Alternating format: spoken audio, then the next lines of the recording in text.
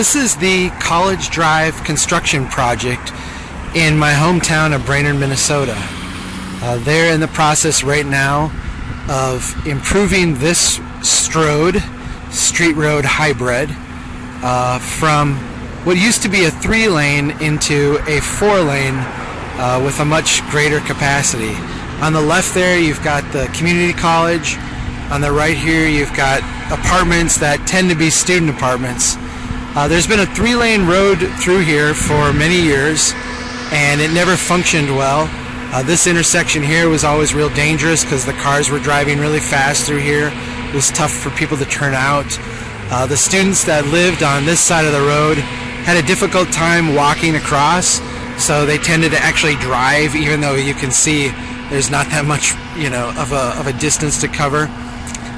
When they were going through the design process, my recommendation was that they actually narrow it. Instead of going from 3 to 4 lanes, go from 3 to 2 lanes.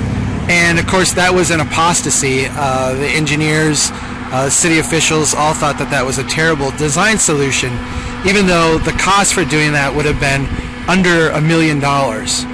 Instead, they're building a $9 million project that will over-engineer this corridor and make it a high-speed, high-capacity 4-lane design. You can see with the 2-lane here, which is what they've had to do for temporary construction, this thing works just fine. The cars tend to drive pretty slow. Because of that, when they get to the intersections, cars can merge in pretty easily. You don't even have to stop traffic anywhere. Everything can just flow. During peak times, traffic flows through here, albeit a little bit slower than it otherwise would.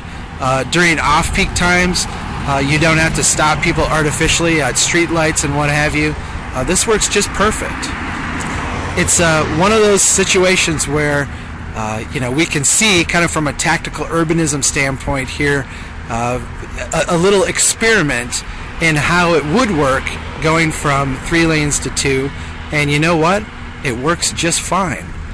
These are the types of things we should be experimenting on and trying out with cones and with other things before we make these huge $9 million investments on stuff that really is unnecessary and not going to work. Could have done a much better job with a much cheaper design, and essentially we've proven it right here during the construction phase that all of this work is unnecessary and overly expensive.